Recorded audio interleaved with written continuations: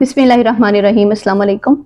Doctor इसरार अहमद की कुरान मजीद की जो तफसीर है, तफसीर बयानुल कुरान, उसमें से सूरह अल बकरा की आयत की तफसीर पढ़ रहे थे।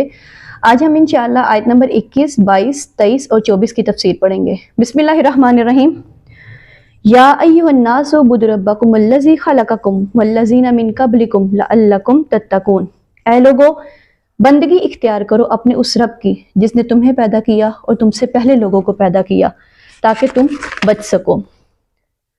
या अय्युहन्नासु यानी ए बनीनो इंसान। मालूम हुआ कि मोहम्मद सल्लल्लाहु अलैहि वसल्लम से पहले तमाम रसूल सिर्फ अपनी अपनी कौमों की तरफ आए, जबकि पैगंबर आखिरुज़्ज़मा हज़रत मोहम्मद मुस्तफ़ा सल्लल्लाहु अलैहि वसल्लम अल्लाह ताला के आखिरी और कामिल रसूल हैं। आमतौर पर लोग जो गलत रास्ता इख्तियार कर लेते हैं उस पर इस दलील से जमे रहते हैं कि हमारे आबाओ अजदाद का रास्ता यही था। अल्लज़ी खलक़कुम वल्लज़ीना मिन क़ब्लिकुम के अल्फाज में इस दलील का रद्द भी मौजूद है कि जैसे तुम मखलूक हो वैसे वो भी मखलूक थे। जैसे तुम खता कर सकते हो इस तरह वो भी खता कर सकते थे। लिहाजा ये ना कहो कि आबाओ अजदाद का रास्ता क्या था, बल्कि ये देखो कि हक क्या था। लअल्लकुम तत्तक़ून, ताकि तुम बच सको, यानी दुनिया में अफरात व तफरीत के धक्कों से बच सको और आखिरत में अल्लाह के अजाब से बच सको। इन दोनों से अगर बचना है तो अल्लाह की बंदगी की रविश इख्तियार करो। अल्लज़ी जअला लकुमुल अर्दा फिराशन वस्समाअ बिनाअन, जिसने तुम्हारे लिए ज़मीन को फर्श बनाया और आसमान को छत बनाया। व अंज़ला मिनस समाइ माअन, और आसमान से पानी बरसाया। फ़अख़रज बिही मिनस समराति रिज़्क़न लकुम, फिर उस पानी के ज़रिए से ज़मीन से हर तरह की पैदावार रिज़्क़ के तौर पर तुम्हारे लिए निकाली। फ़ला तजअलू लिल्लाहि अंदादन व अंतुम तालमून, तो हरगिज़ अल्लाह के मद्दे मुकाबिल ना ठहराओ जानते बूझते हुए। व अंतुम तालमून का एक मतलब यह भी है कि जब तुम मानते हो कि कायनात का खालिक और मालिक अल्लाह ही है तो फिर उसके शरीक क्यों ठहराते हो। अहले अरब भी ये बात मानते थे कि कायनात का खालिक और मालिक राज़िक सिर्फ अल्लाह है। अलबत्ता जो उनके देवी देवता हैं उन्हें वो समझते थे कि ये अल्लाह के अवतार हैं या अल्लाह के यहाँ बहुत पसंदीदा हैं, अल्लाह के महबूब हैं, उसके औलिया हैं, उसकी बेटियां हैं, लिहाजा ये हमारी शफात करेंगे तो हमारा बेड़ा पार हो जाएगा। इनसे कहा यह जा रहा है कि जब तुम ये मानते हो कि अल्लाह ही खालिक है, वही उसका मुदब्बिर है, तो अब किसी और को उसका शरीक क्यों ठहराते हो। हज़रत अब्दुल्ला बिन मसूद रज़ी अल्लाह तआला अन्हु फरमाते हैं कि मैंने एक दफ़ा रसूलुल्लाह सल्लल्लाहु अलैहि वसल्लम से दरियाफ्त किया कि अल्लाह के रसूल सल्लल्लाहु अलैहि वसल्लम, अल्लाह के नज़दीक सबसे बड़ा गुनाह क्या है।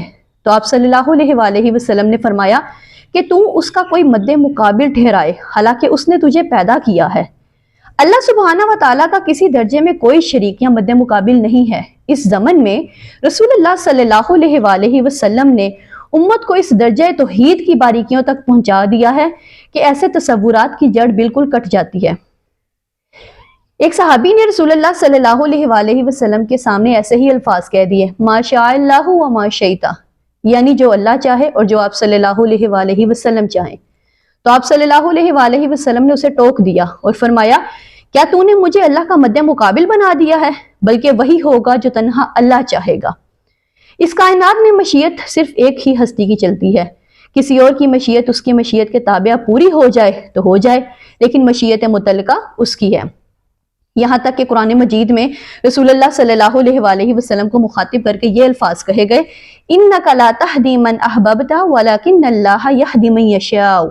ऐ नबी, यकीनन आप जिसे चाहें उसे हदायत नहीं दे सकते, बल्कि अल्लाह जिसे चाहे उसे हदायत दे सकता है।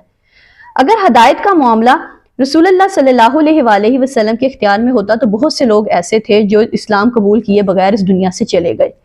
व इन कुंतुम फी रैबिन मिम्मा नज़्ज़लना अला अब्दिना, अगर तुम वाक़तन शक में हो इस कलाम में जो हमने उतारा अपने बंदे पर, जो हमने नाजिल किया, अगर तुम्हें इसमें कोई शक है तो फातू बिसूरतिन मिन मिस्लिही, तो इस जैसी एक सूरत ले आओ।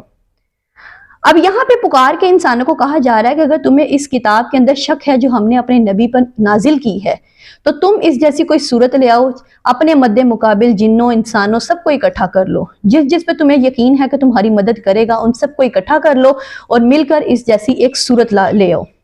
वदउ शुहदाकुम मिन दूनिल्लाहि इन कुंतुम सादिकीन, और बुला लो अपने सारे मददगारों को अल्लाह के सिवा अगर तुम सच्चे हो। कुरैश का ख्याल यह था कि शोरा के पास जिन होते हैं जो इन्हें शेर सिखाते हैं, ورنہ عام آدمی تو شعر نہیں کہہ سکتا۔ چنانچہ فرمایا کہ جو بھی تمہارے مددگار ہیں ایک اللہ کو چھوڑ کر جس کی بھی تم مدد حاصل کر سکتے ہو، جنات ہوں، انسان ہوں، خطیب ہوں، شعرا ہوں، ادیب ہوں، ان سب کو جمع کر لو اور اس قرآن جیسی ایک صورت لے آؤ اگر تم سچے ہو۔ قرآن کا انداز یہ ہے کہ وہ اپنے اندر جھانکنے کی دعوت دیتا ہے۔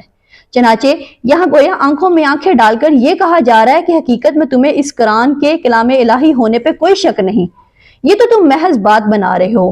اگر تم واقعتاً سچے ہو اور تمہیں اس کتاب میں شک ہے تو آؤ میدان میں اور اس جیسی کوئی ایک صورت لے آؤ۔